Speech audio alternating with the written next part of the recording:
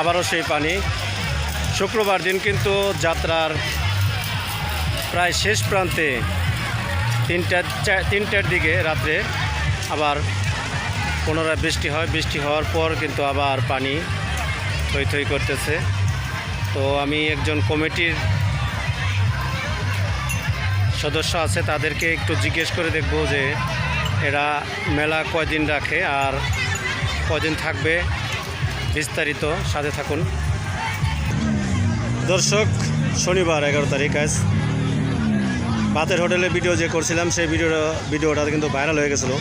সেই বাতের হোটেল কিন্তু এখন পানিতে তলায় আছে, কিন্তু উনি মনে হয় বেচাকিনি বন্ধ করে দিয়েছেন শ্বাসগরমে বৃষ্টিতে। আবার প্যান্ডেলটাও কিন্তু এখন প্রায় কমিটির প্যান্ডেলটাও কিন্তু বৃষ্টিতে পুরোপুরি তলায় গেছে।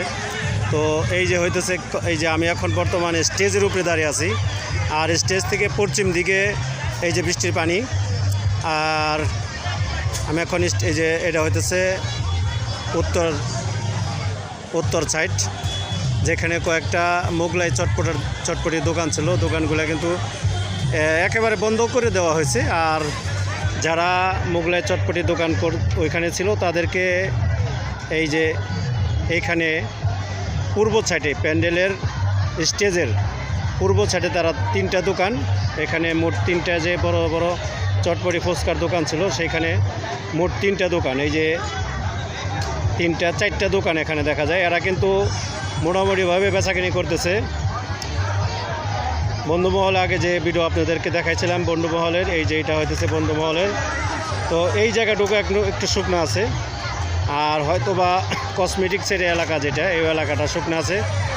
তো আসলে সবচেয়ে বড় বিষয় হলো যে আজ শনিবার, প্রায় মেলার শেষ দিন।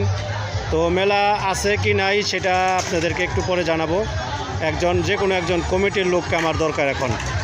আপনাদের ছাড়া আর কাউরে তো পাইলাম না। তো আপনাদের তো দোকান দেখলাম আবারও বৃষ্টিতে তলায় গেছে, মেলা ক্ষতি আপনাদের। মেলার ক্ষতি, এখানে পরিস্থিতি অনেক খারাপ।